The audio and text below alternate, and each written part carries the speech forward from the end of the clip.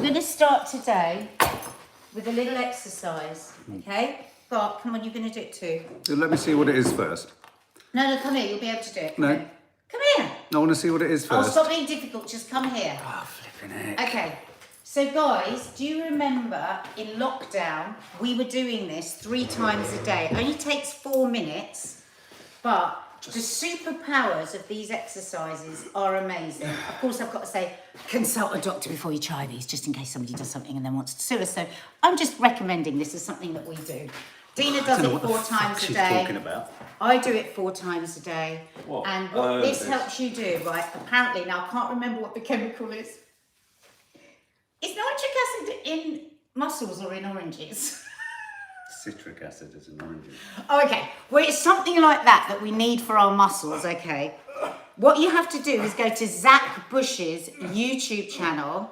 Actually, I'm going to put the link for it afterwards up under here and listen to all the things that this amazing 4-minute exercise does. I'm not going to show you the whole 4 minutes, but Let's get on with it. I'm going to put the link underneath and I really want you to try it because I really believe in it.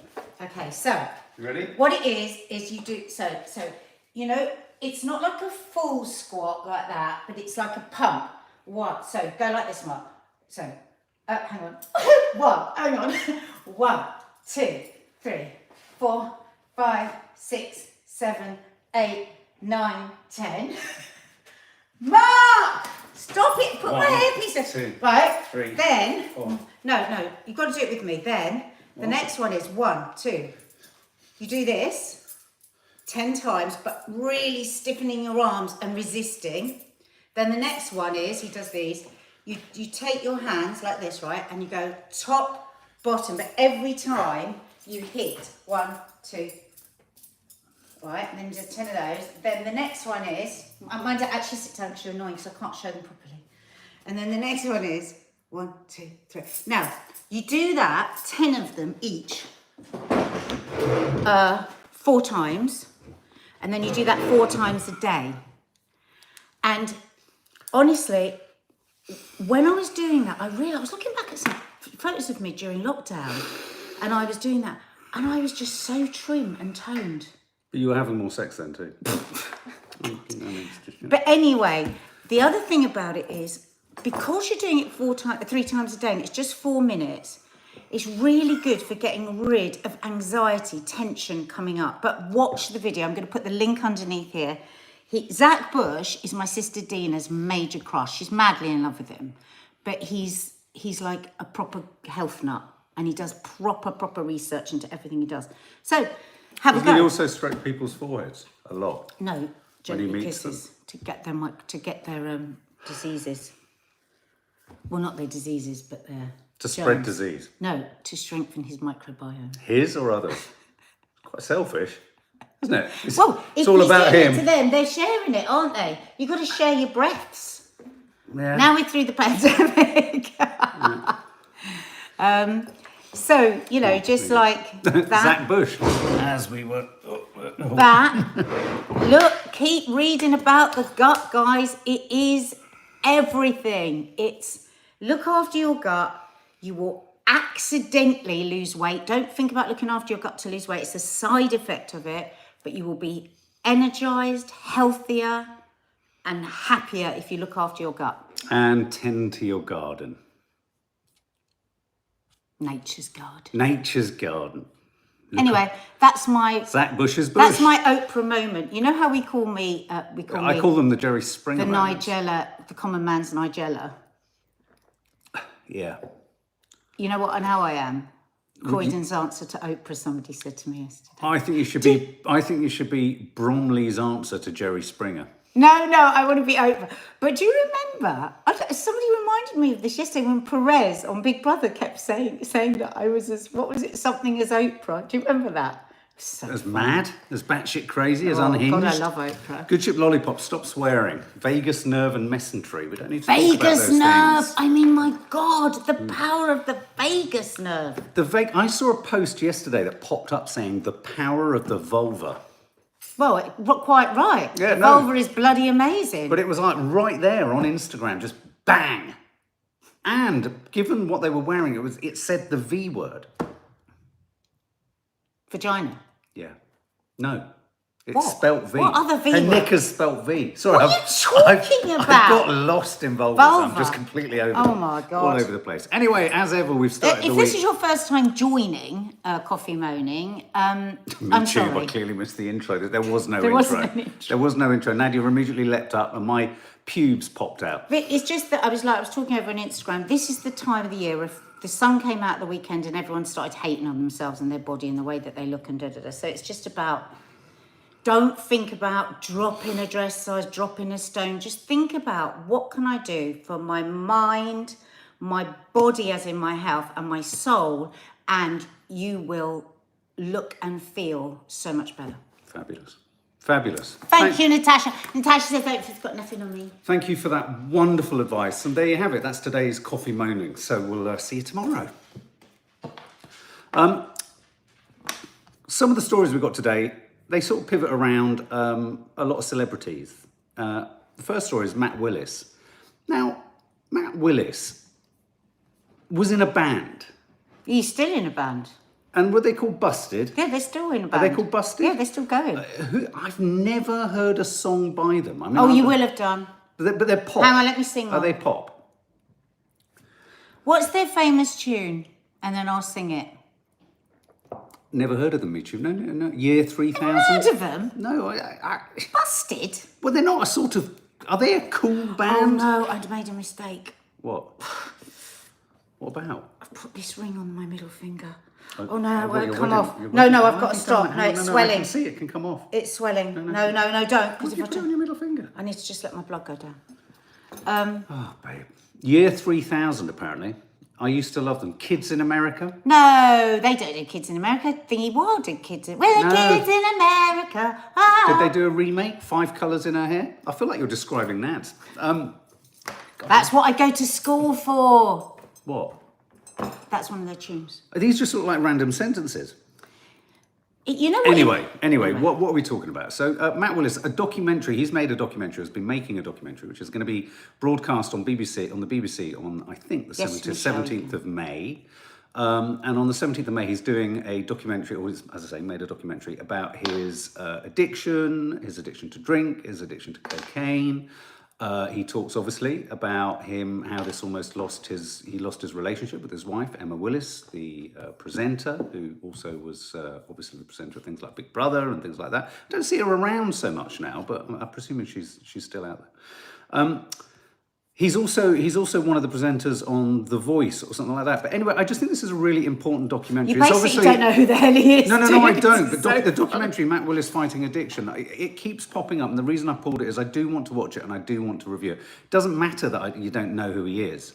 It's the fact that someone is talking quite sort of openly and candidly about fighting addiction in Mental Health Awareness Week. Absolutely, so important. And sometimes I think with this subject, we can just often feel like we've just done it to death, or that it's been done too much, or Do you know that what I always there's nothing more to be said. Do you know what I always say about that though?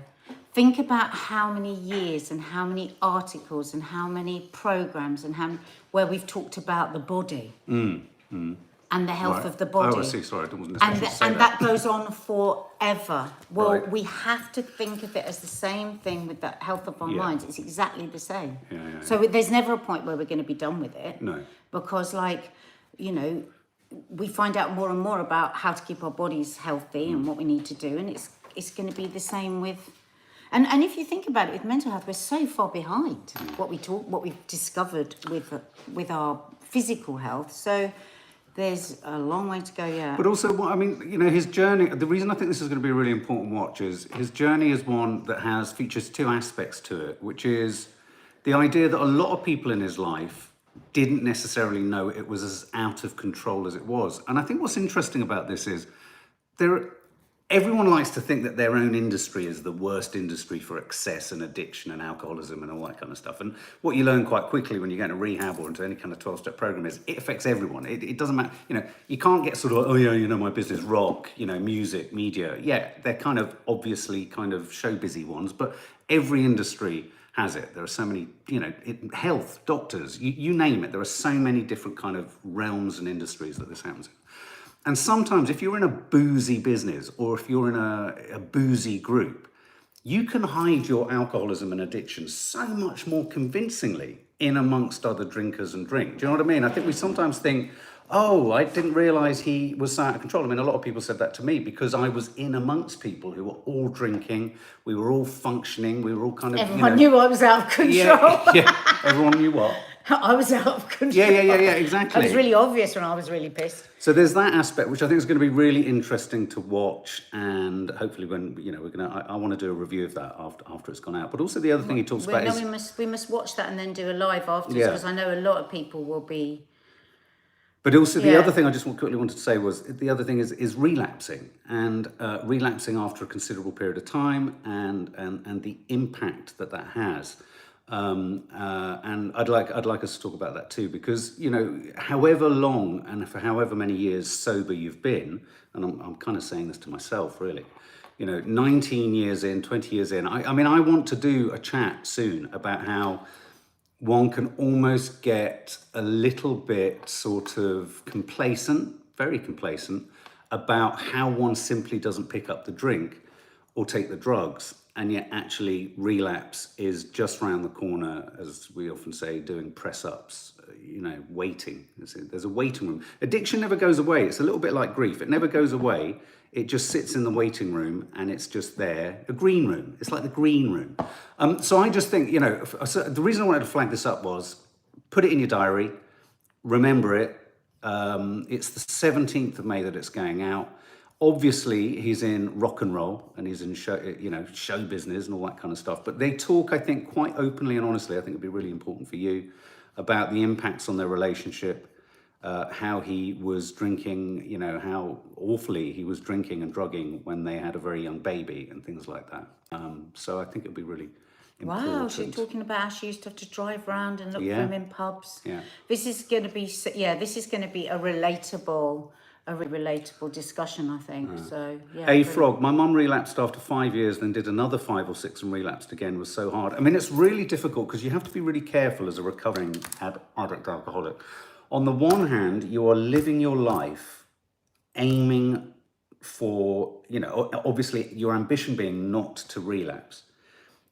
By being around other people who are sober, you come across a lot of people who do relapse, or you hear of people that do relapse.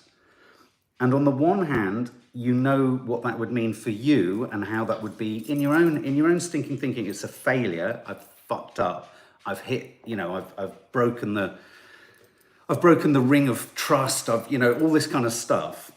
And yet at the same time, when you do relapse, you have to immediately pick yourself straight back up and apply to that day the same strategy that you've been applying to the 20 years before. Do you know what I mean? It's really hard. You've kind of got to not stand in judgment of yourself, and yet at the same time acknowledge that you've done something that's broken all of your commitments. It's really difficult because within that, the reason I'm saying that is it's a really complicated concept, this, because I think within that there's shame, within that there's guilt, and it doesn't matter whether you've been 20 years sober, 5 years sober, as you were saying, Afrog, 3 months, 30 days. It's very hard to get to a point when you do relapse where you can't help but think, oh, if I failed then, I'm going to fail again. And if I failed then, I'm going to fail again. I mean, I had one relapse prior to getting any support, and there is no hell like the hell of relapse. It was the worst time, I think, for us. No hell like the hell of relapse. So terrifying. So anyway.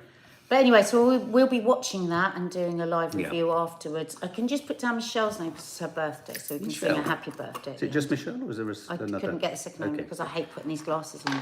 Okay, yeah, I hate putting them on, but if I don't read like these anything. ones, they're so Other sad story today is Christina Applegate, who I just love. She's the woman, obviously most famous probably for Anchorman. We love her. Married with Children. No, but what's the other one that we Dead love? to Me. Dead to Me. Which is that wonderful Netflix series. I love her. I love how anarchic she is and how un-Hollywood she is. And And she's announced that she's retiring from acting. Smart as anything. Due to her, obviously she was diagnosed with MS, multiple sclerosis. She was, not that long ago, sort of, I think, her Hollywood star on the Walk of Fame and Hollywood Boulevard. She was there. I think was she in a wheelchair? I daughter. mean, you know, Her daughter helps her a lot, doesn't she? Yeah, and so she's announced that she is gonna step back from acting. Yeah, Dead to Me is the series. If you haven't seen it, she stars alongside Linda Cardellini. It's absolutely brilliant. We binge watched it. She says, "I'm probably not going to work on camera again, but I'm so glad that I went out with someone who is by far the greatest actress I've ever worked with in my entire life, if not the greatest human I've ever known." She talks about Linda Cardellini, I believe. She says, "With the disease of MS, it's never a good day. Going down the stairs, carrying things, you can't do that anymore. It fucking sucks." I think what I found interesting about her is that she's just not been afraid to give the raw, expletive fucking annoyance and frustration with it. Yeah. You know, air. She hasn't done this, it's different strokes for different folks. But I think the way in which she's kind of just she said, "Fuck you, MS." I mean, I seem to remember there's a photo a while back, didn't she have "Fuck you, MS" tattooed on her fingers or on her hands? It just shows everybody has to deal with, something like that in a completely different way, doesn't she? And there'll be so many people that identify with her and feel that way and don't want to just try and understand. And don't want to. She's raging, Absolutely raging. Yeah. So unfair. So unfair. Happy belated birthday, Tim Reed. We'll sing you a little happy birthday. You might want to cover your ears though, Tim. I mean, you know what it gets like here. Married with Children was great, wasn't it? It was, it's just very sad. A-Frog, you can do it. Oh, sorry, you're talking to Chloe. Sorry, cross chat there, sorry. Chloe, what did you say? Linda, I will try, but I relapse constantly. Oh, you've relapsed, sweetie. I'm so sorry to hear that. Coming off tramadol, just can't do it. It hurts. Oh, Chloe. Tramadol is... I think there needs to be a lot more care around tramadol, doesn't it? Bless you. I knew someone years ago who had never done any drugs and had an operation and was put on tramadol and was very, very quickly addicted to it. They've got whole rehab places out in America just for tramadol. So, be kind to you because it's an incredibly difficult and can be highly addictive drug. It's like Mark says, if you fail, try again. Well, a really important... I would say that with smoking. I tried to give up so many times with smoking and I kept saying, I keep not being able to do it. But every time you try, you're one step closer to actually doing it. That's how you've got to think about it. And I think we also get trapped into the tyranny... Sorry, I just jumped off Christina for a minute. But we get trapped in the tyranny of a 24-hour day. This happens to me a lot around food. So if I fuck up and I snack and indulge, and let's use that as an analogy for any kind of compulsive addictive behaviour, I think, I've wiped everything out. All progress in that day is gone. Whereas you've always said this thing to me, which is really important. I think it's so fucking stupidly simple. Your next 24 hours can start now. You can turn the clock on now. Because we are creatures of... We do measure things. We're creatures of measurement. So we do chop time up into these things. And so, I mean, I don't know if you have this, Tim, because I know you're in sobriety. I have this curiously odd relationship with the idea of commemorating time because I can't work out whether it puts an enormous pressure on you or whether it's incredibly liberating, and which is why one day at a time is such an important aspect of it. So somebody there saying they're really struggling with giving up smoking. Ages ago, we did a video on here about how we both gave up smoking. Oh, yeah. Where is that? That was just a separate video. It wasn't on how to stay married. But search on here. Yeah. Okay, so that's Christina Applegate, sadly retiring from acting due to her battle with MS. This story, I just wanted to share this just to remind ourselves what a nasty fucker Rolf Harris I still can't get over. I've got stories about Rolf Harris. Yeah, I don't know if you want to share them, but Rolf Harris, this is footage that has emerged. I think there's a new documentary coming out on ITVX, which has footage. ITV's Rolf Harris documentary called Hiding in Plain Sight shows the pair being filmed on a 1976 episode of Jim'll Fix It. Jimmy Savile reads out a letter from a girl who then asks to see Rolf Harris paint. She joins them and on stage, Jimmy Savile asks if he can leave her in your charge to Rolf Harris. And Rolf Harris says, safely leave her in my capable hands. Savile returns after... Now with everything we know about them. Yeah, Jimmy Savile then returns after Harris has finished his drawing, and as Harris says she is anxious to run away, while Savile replies he's got fast hold of her, and then Rolf Harris says, you stay here and enjoy it, girl. This is on tape in the show. Well, you can see on tapes where Savile Which touches Savile? up people on live television. But we were so unaware in those days. Look at him. I mean, we're looking He at a looks photo like of Jimmy from Savile. central casting of paedophiles. I mean, if you were to sort of, cast and clothe a paedophile in a film. You would cast him central but casting. if you central casted him looking like the photo we're looking at Jimmy Savile at the moment, you say that it's gone too far. Our girls and my other young people we know get quite angry with us. They say, "How could you have not known?" They get so, and I can understand why they look at us and go, "Were you all mad?" But it just wasn't spoken about. We didn't have the awareness of paedophilia when we did, and he was obviously so clever because he made it his thing that he was weird. And he was almost so far out there that you couldn't. Well, that's what everybody said on that documentary, wasn't he? That he was an extrovert. He was. Well, I think we should watch this as well because I think this is going. I mean, it's going to be traumatic. But they talk to a lot of obviously Harris's and Savile's victims. I just want to ask your opinion, guys. You know, there's this drama that the BBC have made with Steve Coogan playing Jimmy Savile, looking remarkably like him.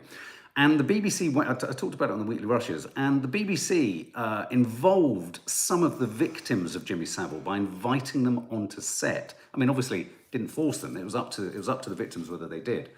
And one particular victim talked about being on set, and as Steve Coogan walked towards them, being absolutely frozen to the spot and traumatised and terrified. I then began to wonder whether the duty of care on the shoot should have... Do you think there should be a drama made about Jimmy Savile? The BBC are arguing that this is about them revealing where they'd gone wrong. Yeah, but is this about them trying to cover... themselves and look after anyone? If we do not see the truth of what went on, then it's appalling because they're using a dramatisation to cover up what went on further. Yeah. But I tell you, working in show business for the last, how old am I? Nearly 60. 40 years. You cannot believe how difficult it is to say anything about a star. And because the cover-ups and everything, but I know, like a friend of mine, there was two things that happened, and sometimes I get them mixed up, and I say it's the Jimmy Savile thing, but it was actually Jimmy Savile that when she said hello licked her hand, right? But it was actually Rolf Harris who, when she said hello, went like that with her boobs and like that with her bum. And she told the floor manager, and the floor manager said, "Well, what can we do? He's on in 5 minutes." And so that's and obviously that, as we know from the documentaries with the BBC, everyone was terrified of him. He was a massive star and they were terrified of him. And who's going to be the one? Because the hierarchy is that the star is above everybody. It's much harder than you would imagine, is what I'm saying. The bit that I never really understand, I remember when I was at film school and we were filming something in Leeds, and I was filming with a contributor, and we were filming in a park in Leeds, and this we're looking at, this was 1992. And we were filming in Leeds, and this young boy who I was filming with, pointed at this house, and he said, "Oh, that's where Jimmy Savile lives, overlooking a sort of park, or he's got a penthouse or an apartment there."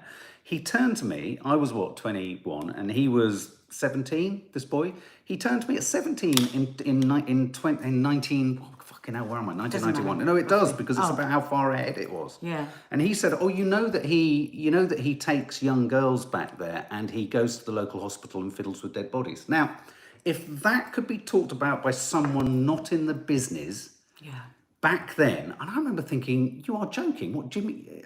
Look at all that stuff. It was known. With the school that he went to all the time. And if you didn't see the big documentary, in the end, the person who brought Jimmy Savile to heel was the son of the couple that owned that school where young girls went and were having problems. And from a boy, he kept saying, "Why do all the girls keep going in the car with him?" And his questions were never answered. He became a journalist. And then he was the one. It's the most fascinating story. He was the one that kept asking the same question, whereas I think so often one turns away from the questions. Let's not ask the questions. That's Anne Murray, exactly. Did the BBC? Awkward. The BBC absolutely. Many people in the BBC absolutely knew. There's no had grey area. the fear, but in those days it wasn't spoken about. But you've got to understand the star structure. You know, like there was that final thing that he was going to be doing some big live, wasn't there? And the BBC then absolutely knew. And then it was like, well, what can we do? Because he's hosting something or other. So decisions are made like that. I mean, I think, you know, to kind of qualify all of that a little bit, I think what happened for the BBC was that they weren't sanctioning it, but I think what will have happened was the cat got out of the basket, or whatever the phrase is, and they needed to damage limitate, and they knew they will have been, however they then dealt with it, they'd fucked up. So then I think what happened is that classic thing, isn't it? How did they wind back? Started to kind of cover and ignore and hope it would go away, because actually they knew they were culpable. But also in the world, how often do we do that? You know, you'll see a child, you know, I've heard stories from friends of mine that are teachers, you know, and they're not happy. They can see there isn't something quite right with the child. And, you know, we know 3 people that work in different private schools, and they said, my God, a cover-up moves in so bloody fast. Because they don't want to rock the boat, because a lot, you know. So it happens everywhere, doesn't it? It's funny, isn't it? Just finally on this, when people said, do you remember there was that whole Westminster Parliament thing, and they say, oh, there's no evidence of a cover-up. Whenever I hear someone say, there's no evidence of a cover-up, you go, they covered it because up. a cover-up, when a cover-up works, They covered it there's up. no evidence of a cover-up. It's fucking ridiculous. Okay, final thing. Eurovision. Before, we've got some birthdays, and we're going to announce the winner of this weekend's the Curly... I'll get it. No, This weekend's the Curly Cooks voucher prize. Voucher prize. It was some... The answer was some kind of strange sort of hormone? No, was it a hormone? What was the prize? What was the... What was the answer? Sorry. Oh, the answer. It was to do with something in Pineapple. Yeah, quality in pineapple. That's it. So anyway, we're going to announce that. But finally, Eurovision. I think I didn't realise we had semi-finals for the Eurovisions. We've got semi-finals tonight and semi-finals on Thursday. It's like the World Cup. Can't remember. Are you excited about the Eurovisions? Well, I am, because we're doing... Sorry, would you mind moving that cup? The smell of that coffee is very Maybe strong. it's just me. No, it's coming from the cup. Oh, right. I'm excited because we're going to do this fantastic show on Saturday. Oh. So we're all dressing up. But Who do you want to come as? Okay, well, the Eurovision... Okay, I'm just going to do So a quick Curly poll. Cooks this Saturday is going to be... Lee is coming over. He's making a whole load of cocktails. And Dina and I we're focusing on 1974 when ABBA won. So it's going to have an ABBA theme to it this Saturday. Oh my God, everything about this couldn't be more conceivably horrendous. We're thinking of dressing you up as Benji. Who's Benji? One of the men. From what? ABBA. Oh, flip, guys, flip. Lee, do you want a glitter cap? Are you here? Dina is on a mission to buy us all glitter caps. Glitter cap? What sort of cap? It's like this. It's like a 70s, like... What, like your Sonia one? Yeah, no, yeah, a bit like the Sonia one. Oh my God, guys. It's going to be cheap. We're going cheesy. You're going full cheese. But also, on a serious note, Lee is an amazing cocktail maker. So he's going to be making cocktails. Yeah. We're going to be drinking. We might get a bit pissed. It might be a bit chaotic. He's making you an amazing, and many of you, because as Lee said, lots of our followers are sober. He's going to be making a really gorgeous, like, kick you cocktail. Kick me in the bollocks. For sober people. A kick me in the bollocks cocktail? Everyone's saying it's Benny, not Benji. Oh, sorry. And loads of different dishes. I think we're doing about 10 food from about 10 different countries. So please put it in your diary. Curly Cooks of Croydon this Saturday. Can I just say that one of the things that makes this a bit of a tilted playing field and not entirely equal is that the UK are automatically through to the final because they pay the organisers more money. As are France, Spain, Germany, Italy, and the UK. That's not competition. They all automatically qualify because they pay so much money to the EBU. Competition. Ukraine are automatically through because they won last year. But for the next, on tonight, I think, and on Thursday, 15 countries are competing for 10 places. Oh, Nads. Maybe you should do... I think Lee would be great as the commentator for it. Don't you think? Well, my friend Sinetra's going to be doing with Rylan. She's going to be in Liverpool Saturday. I think they're doing a live. Rylan is quite good. I love Rylan and I love Sinatra, and they're going to be amazing. See, for me, the definition of a good Eurovision Song Contest, I even like Terry Wogan when he did it, is the commentary. There's got to be. Oh, Jackie Vellino likes our song. I don't even know what our song is. I do like our Who's our song? She's not saying your song. She says, I do like our song. Then. Yeah, Britain's song. I thought you meant yours. I thought you were talking about you. Oh, what is our song? What is it? I don't know. That's what I've just said. Who is it? But for now, let's sing Happy Birthday. Okay, so happy birthday to Michelle first. Happy birthday to you. Happy birthday to you. Happy birthday, dear Michelle. Happy birthday to you. Lee is coming as a guest, Helen Fatherley. That's what we just said. He's going to be here making cocktails. Happy birthday to Samantha B.